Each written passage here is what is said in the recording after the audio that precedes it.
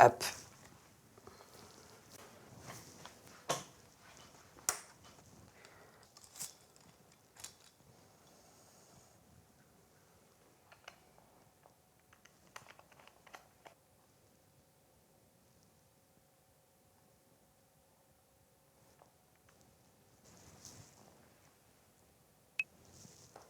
Salut tout le monde, j'espère que vous allez bien. Moi, c'est Océane. Bienvenue sur ma chaîne. Aujourd'hui, je vais vous montrer comment rafraîchir vos boucles. Je vais les séparer grossièrement. En général, cette technique, elle est bien quand on a les cheveux très denses et très épais. On va commencer par le vaporisateur d'eau. On va en mettre un petit peu sur cette partie, histoire d'humidifier pour que ce soit plus facile pour passer la brosse dedans. Je suis Océane Dassé, j'ai 28 ans, je suis métisse franco-camerounaise.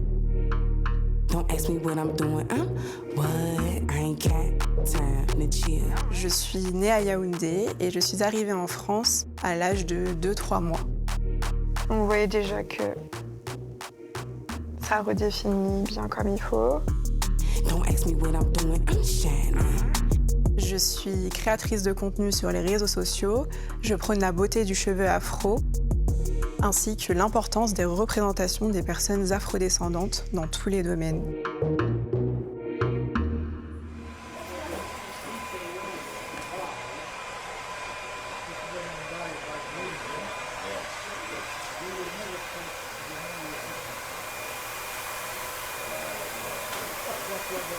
Alors, on a encore des créneaux le 28 octobre. Playage s'occupera de vous. Et il nous reste de la place le 31 octobre. Le 31. Oui, c'est un vendredi. Vous voulez que je cale le rendez-vous maintenant? Je vais caler quand même. Comme ça, Je le cale, comme ça c'est fait. À bientôt. Merci, avec plaisir, au revoir. Salut Eva. Coucou, Stéphane. Bon, tu vas mal gérer. Ça fait plaisir de te voir, oui, ça comme toujours. Ouais. Du coup, la dernière émission Girl Talk, j'ai eu l'invitée, l'humoriste Élodie Arnouf. Et franchement, c'était trop cool. Elle s'est grave livrée sur ses cheveux, sur les potentiels traumas aussi qu'elle a eus. Et c'était vraiment un très bel épisode. Je suis contente pour toi. Merci beaucoup. Bonjour. Est-ce que je peux venir faire... On peut faire quelque chose pour ma chevelure, pour ma crinière de lion? Non? Attendez. Oh d'accord, j'ai pas de cheveux, ok, super. Qu'est-ce qui se passe ici, en fait? De la magie. C'est ça. En fait, ici, on accueille principalement des personnes qui ont des cheveux bouclés, frisés, crépus, ondulés au naturel. On va les accompagner dans tout ce qui est acceptation de soi, parce qu'on se rend compte, malheureusement, qu'on est encore dans ce sujet, autour de l'estime. Le mot est lâché. Autour de l'acceptation. Et donc, nous, ici, on encourage vraiment toutes les personnes qui ont des cheveux naturels de venir les sublimer. Casser les codes, casser les mauvaises habitudes. Indirectement, je ne veux pas être très politique, Oui. mais c'est un petit peu ce qu'on fait tous les jours. C'est casser les codes. C'est ça. Quand on est une jeune femme comme toi, est-ce qu'il était difficile d'assumer tes cheveux tels qu'ils sont aujourd'hui, naturels? Totalement. Ça a été vraiment une relation je t'aime moi non plus avec mes cheveux. Il y a même, je dirais, un moment où je les ai détestés. À quel moment tu as réussi à les assumer? J'ai réussi à les assumer bien tard, je dirais à l'âge de mes 16-17 ans.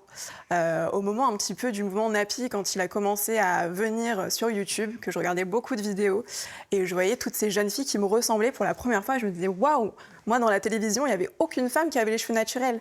Et donc c'était à travers YouTube où je me suis dit, bah, tiens, ça existe, des jeunes filles qui ont confiance en elles, et moi aussi j'ai envie de faire la même chose. Vous vous connaissez depuis longtemps, toutes les deux? Ouais, un petit moment maintenant. C'est un vrai duo?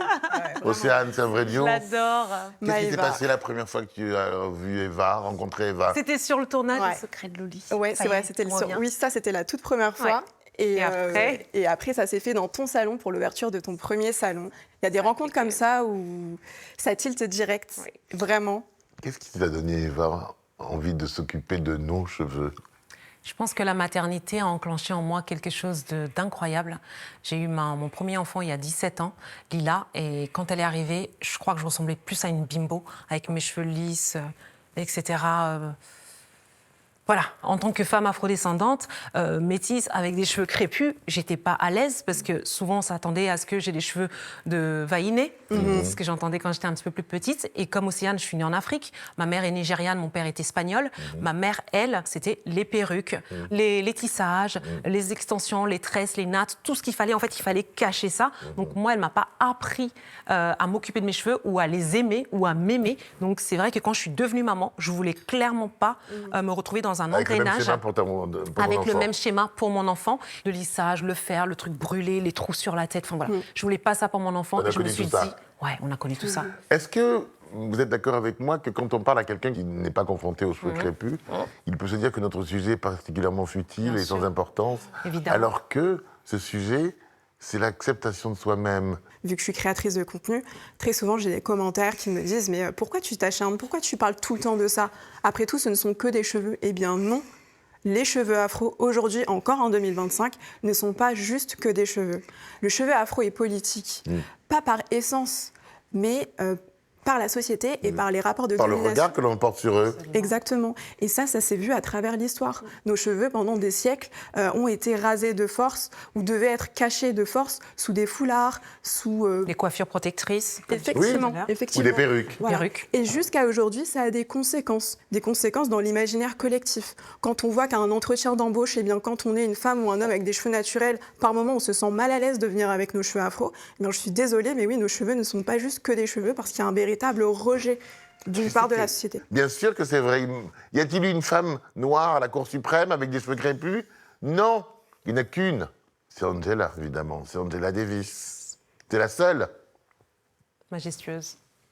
Mais voilà, c'est politique, quoi qu'il arrive. Et malheureusement, je pense que la génération d'Océane...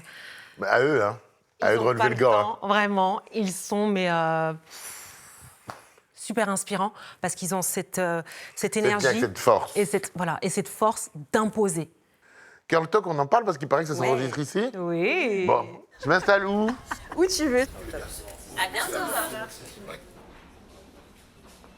Alors moi, j'ai entendu parler de l'émission d'Audrey Pulvar parce que j'ai été en tant qu'homme de télé. Je crois que tu l'as interviewé aussi. Oui, totalement. On a pu échanger. J'ai même un petit extrait. Montre-moi. Ah non, totalement. Nous, moi, je suis bien consciente qu'il y a une charge. Elle est arrivée en afro. Oui, totalement. Elle est incroyable. Mais à un moment, il faut nous laisser tranquille, quoi. L'idée de faire un contenu autour des cheveux, c'est venu comment? C'est venu assez rapidement, je dirais. Donc moi, j'ai commencé la création de contenu vers 2020. Donc c'est vraiment le moment où je me suis lancée. Je me suis dit, bah vas-y, toi aussi, tu as des choses à partager au monde, tu as des choses à dire, ta voix compte. Mais au départ, c'était vraiment une façon de me réapproprier les cheveux à travers des tutoriels vidéo. Donc au départ, c'était juste ça. Je montre mes petites routines et ça s'arrêtait là. Et je faisais des petites photos un peu mode, beauté, parce que j'adorais ça. Et ensuite est venu le moment où je me disais, j'ai besoin de sens. J'ai besoin que ce soit quand même un peu plus profond. Et je me suis dit, bah, pourquoi est-ce que tu créerais pas ton talk show sur YouTube? Et ça a tellement réveillé quelque chose en moi que je me suis dit, c'est l'émission que j'aurais aimé avoir quand j'étais petite. Et je me suis dit que si j'avais eu ce type de contenu sur YouTube, peut-être que je ne serais pas passée par la phase de défrisage. Je vais te montrer une photo qui est vieille. Elle a 50 ans. C'est moi au CP et le cheveu complètement dingue parce que je ne voulais plus qu'on touche à ma tête. Tellement je souffrais. Parce que normalement, j'ai le cheveu beaucoup plus long Oui. et j'avais les une cheveux- afro. Et alors, tu sais ce que faisait ma pauvre maman? Elle venait à Paris, on habitait dans le sud-ouest, on prenait le train, 6 heures de train, on faisait plein de choses, et elle se précipitait sur les Champs-Élysées, et elle achetait de l'huile de vison.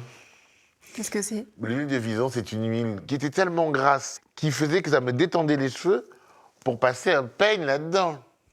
Mais le dimanche matin, c'était un drame, C'était les cris. parce que c'était des cris, des hurlements. C'était, mon frère me regardait jour de torture. Moi, c'était aussi le dimanche. Le dimanche, c'était le jour où on Vous avez le temps. Voilà, on faisait toute la routine comme il fallait. Et c'était le jour où moi, je me cachais. Hein. Je te rejoins dans le terme souffrance. C'est vrai que je détestais ça et je me disais, pourquoi moi? Pourquoi est-ce que moi, on ne peut pas me démêler les cheveux sans avoir mal, sans crier? Et je te rejoins là-dessus.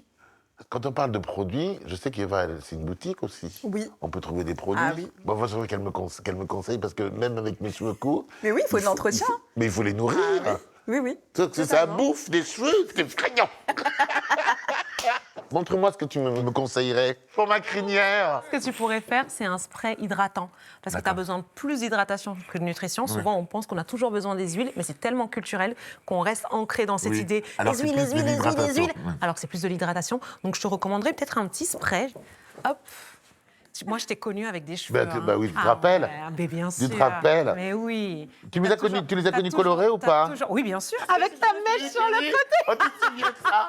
Oh, j'étais ridicule. Oh, j'étais ridicule. Non, t'étais beau. Oh là là, comme ça. Ouais. Oui, oui. Toujours Oui, beaucoup de oui. style, Je suis passé partout. Hein, voilà. de face comme beau, mais ouais. Fais-moi un bisou.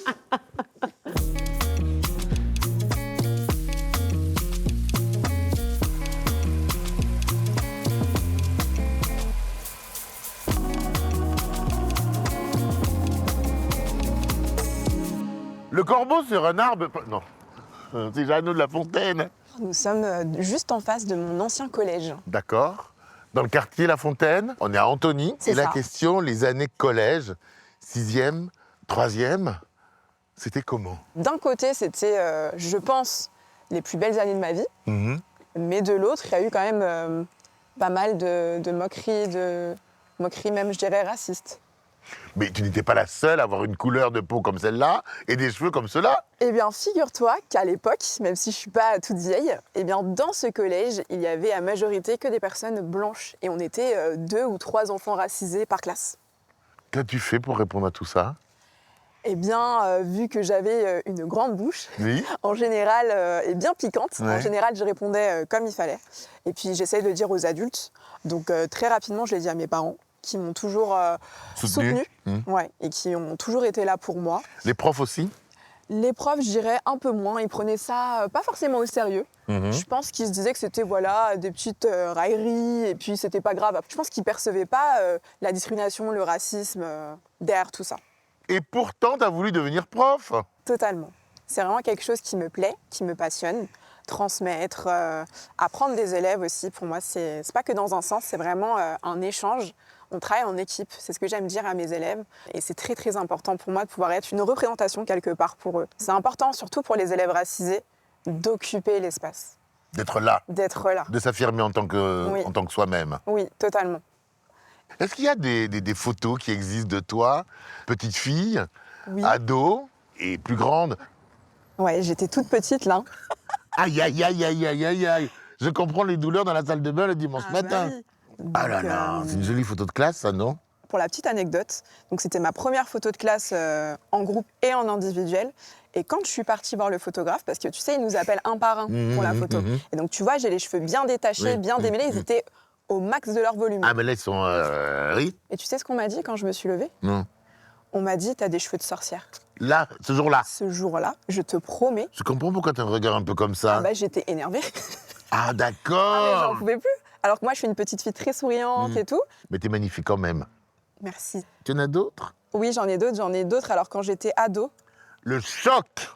bah tu vois bien, regarde. Mais c'est pas possible, c'est pas toi. Bah si. Méconnaissable, cheveux lisses, quoi. Totalement lisses, défrisés. On Vraiment, dirait une on dirait- Destiny Oui. Child. on dirait Beyoncé, on dirait pas d'accord, toi. tu Beyoncé dans les Destiny Mais Child. oui, mais ça On change. dirait quelqu'un d'autre. Après, ce qui est bien, c'est que tu peux vraiment changer de visage et changer, c'est trop bien. Mais par contre, ouais, effectivement, je m'assumais pas du tout à ce Et tu moment-là. les abîmais tes cheveux à ce Mais moment-là? bien sûr. Ah, mais qu'est-ce qu'elle est belle cette photo. Merci beaucoup.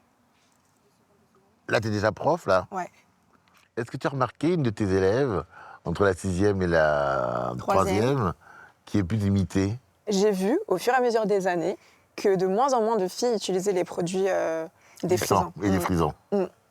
Elles osent venir avec leurs Oui. cheveux naturels. Et elles sont trop belles. Et c'est ce que je leur dis aussi par moments. Quand je les vois comme ça, avec leurs beaux cheveux crépus, naturels, bouclés, frisés, bah, c'est une immense fierté. Et quand elles me disent, madame, c'est grâce à vous, Elles te le disent. ah oui, tu peux pas savoir comment ça Donc, me... ce qui a un ça autre me- effet, tu ne leur apprends pas que l'anglais, tu leur apprends aussi à être ce qu'elles sont. Oui, Devenez ce que vous êtes. c'est ça. Un peu inconsciemment, je pense, mais oui. Running like 100 miles a minute, trying to make it to the finish. I got villains right behind me. Le poulet, il faut le cuire et le frire. Oui. Tu veux qu'on commence par faire quoi, Mamie? On Les fait cuire carottes. les carottes. Ça, c'est juste pour faire la sauce. Hein. Là, c'est le gingembre. Là, c'est ail et machin. and get out the way. That boy came to eat, better get out the plate. Qu'est-ce que vous êtes en train de nous préparer? Nous sommes en train de vous préparer une spécialité du Cameroun qui s'appelle le poulet DG. Le poulet DG. Directeur comme général. un DG, comme un directeur général. Voilà, c'est ça. Pourquoi DG, le poulet? Parce qu'en fait, c'est le poulet qu'on fait, par exemple, au chef de famille, par exemple, tu vois, D'accord. au directeur. C'est le ou à des poulet. personnes Importante, voilà, vous voyez. importantes. Voilà, C'est le poulet du patron. Voilà. Exactement. C'est exactement ça. Ça vous arrive toutes les deux de cuisiner ensemble? Oui. Très souvent, quand elle était à la maison, oui, elle participait quand même. Hein. Donc voilà. Après, bon, moi, je préfère quand Oui, même c'est plus pas- manger voilà. que cuisiner. Exactement. La Mais cuisine, c'est pas trop ton truc. non, mais en tout cas, ça me fait quand même plaisir de partager un moment. J'ai de la chance d'avoir une maman qui cuisine très bien. Tu fais des plats, toi, pour ton fiancé, par exemple, camerounais? Du tout, du tout. Du tout. Bon, voilà, on a compris. Pas la peine d'essayer de me répondre. Tu parlais de ta mère et on a compris quelle était la vérité. Mais les plantains ne sont pas coupés encore. Non, d'ailleurs, il faut qu'on les coupe. Très bien, tu fais ça comme un chef. Oh, j'ai jamais vu une double, une jumelle. Ah, des sœurs siamoises, j'adore. Comme ça, oui. Mathilde, Oui. comme ça vous va? Alors, et on voit. C'est bon comme ça? Oui, c'est bon comme ça. Elle a l'air très bien de se débrouiller quand même, votre fille. Ah non, mais Elle pourrait le faire toute seule. oui, elle pourrait le faire tout seul. Bien sûr qu'elle pourrait le faire tout seul. J'espère qu'Océane est un mari qui aime bien faire la cuisine. Oui, elle a de la chance. C'est pour ça. Il a bien choisi, hein. Il a bien choisi. hein. Stratégique. Stratégie, hein. Tu vas me le dresser. Quand je vois vos yeux, j'ai l'impression que je vois les yeux de ma mère du Togo. Oh. Vous avez la fierté dans l'œil. Oui, je suis fière de ma fille, de mes deux filles en tout cas. Moi, je trouve que c'est des femmes battantes. Et ça, je pense que je leur ai appris ça dans la vie, de se battre, de ne pas se laisser faire. Voilà, d'être construite, de dépendre d'elle-même, d'être indépendante en fait, c'est ça. Allez, oui, ça chauffe là. Tu crois que c'est... Non, mais ça allait. Ça allait? Oui, t'inquiète. Ok. C'est 10 minutes, 15 minutes à peu près, c'est bon.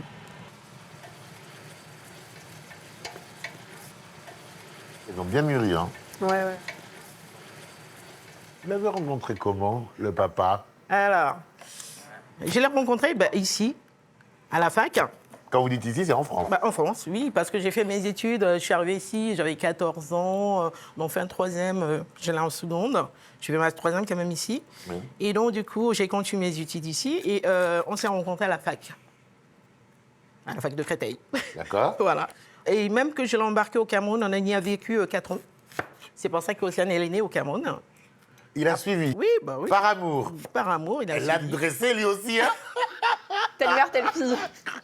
On a passé 4 ans. Moi, je n'en pouvais plus, en fait, j'avoue, je voulais rentrer. En France? Oui, parce qu'en fait, ça faisait... Alors, on est parti en 92, je crois, me semble-t-il.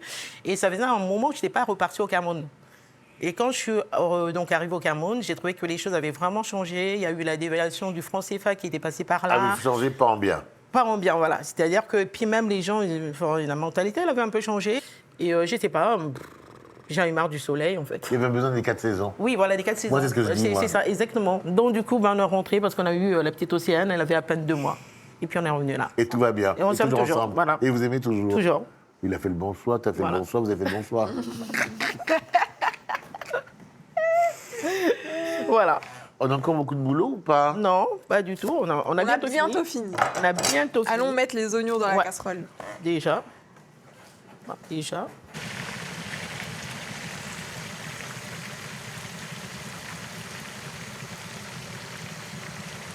Bonsoir.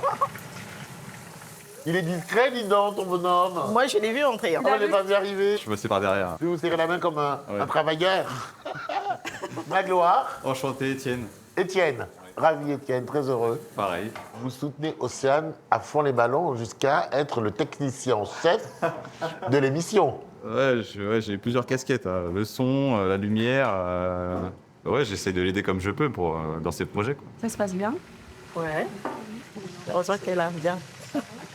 Bonsoir Magloire. Marine? Ravi. Bah, ravie aussi. Très heureux, très heureux. On peut mettre la table. On peut mettre la table. Allez-y. Océane, t'es née au Cameroun. Oui. Marine, tu es née en France. Oui. Si je te dis Cameroun, à quoi tu penses? Bah, déjà, toute ma famille, du côté de ma mère, parce qu'ils sont tous là-bas, mes cousins, mes cousines. Surtout un côté un peu rencontre, chaleureux. C'est là où il y a vraiment tout le monde, où on se réunit, où on mange. C'est surtout festif, ouais. Je me rappelle de l'atmosphère et de l'humidité qu'il y avait dans l'aéroport qui me frappe Ça, c'est comme chez moi. dès que je mets les pieds à T'as Yaoundé. l'impression que tu sors sur la passerelle et tu prends une douche. Voilà, une vraie Chaude. claque, c'est fou. Et ça, je sais que quand je ressens cette chaleur, humidité particulière, je sens que je suis de retour chez moi, quoi. Et quand bien même je n'y vis pas, eh ben, j'ai toujours l'impression que c'est mon chez moi, autant qu'ici, quasiment. Question. La langue. Une fameuse question, ça. Ça, faut demander à la mère. Ah, ça. Alors, ma maman, du fait de ces deux ethnies, parle le badjoué du côté de l'est du Cameroun. Et du côté du papa, qui était douala du littoral, elle parle du coup la langue douala. Je vais demander des cours. J'ai demandé des cours aussi à distance à mes tantes et tout. Donc, j'ai quand même cette volonté-là d'apprendre à parler. Donc, j'arrive à faire quelques phrases. Après, quand ça va trop vite, c'est compliqué. Mais c'est vrai que j'ai un peu ce regret de ne pas avoir pu Mais toi, tu peux apprendre. entendre une conversation. Oui, et reconnaître plusieurs mots même.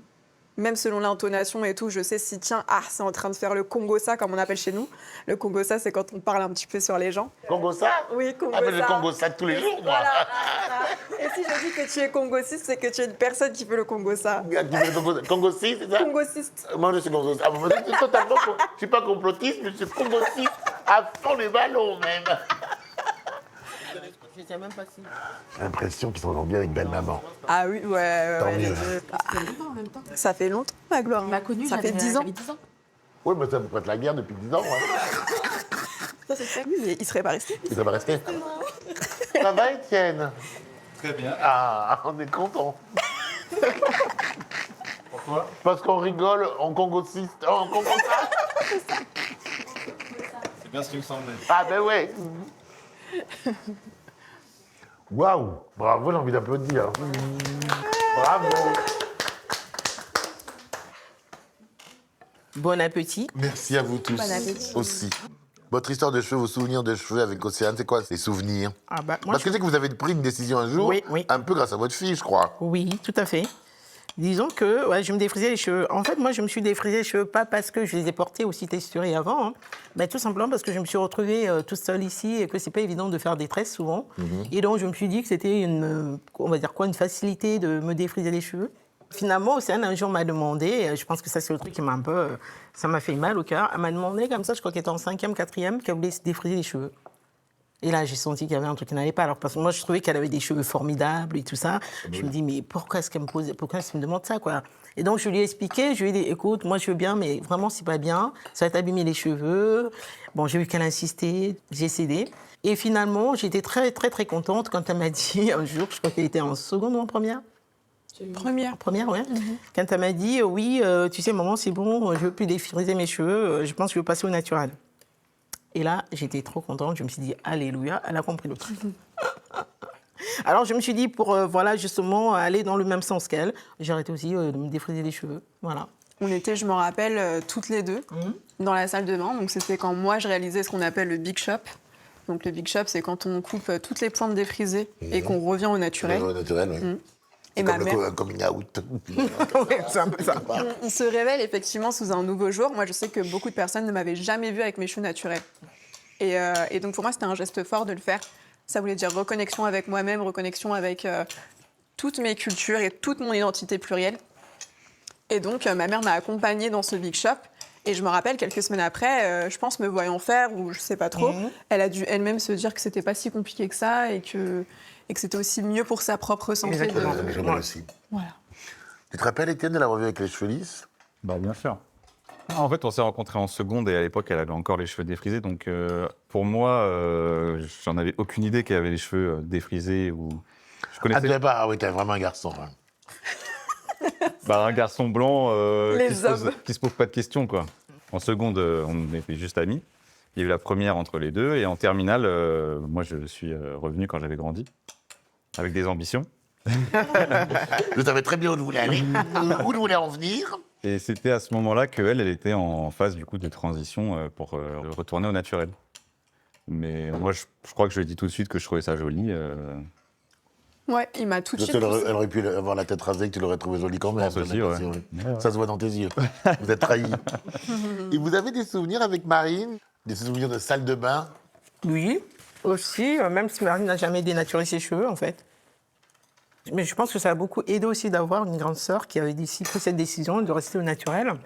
Il y avait aussi la mode des filles aux cheveux bouclés, curly hair. Donc du coup, ça a beaucoup aidé. Effectivement, il y a eu ce phénomène, il faut le dire. C'est vrai que ça a aidé du coup la génération de ma petite sœur, mais j'aimerais bien souligner le fait que les cheveux afro ne sont pas une mode, et c'est pas quelque chose qu'on peut. Qui est temporel. Voilà. Et que justement, par définition, c'est intemporel. On est d'accord. Elles savent ce qu'elles veulent, hein, vos filles. Hein. Bah oui. Je comprends pourquoi c'est des plats que l'on réserve aux invités de marque. C'est très très bon. Merci.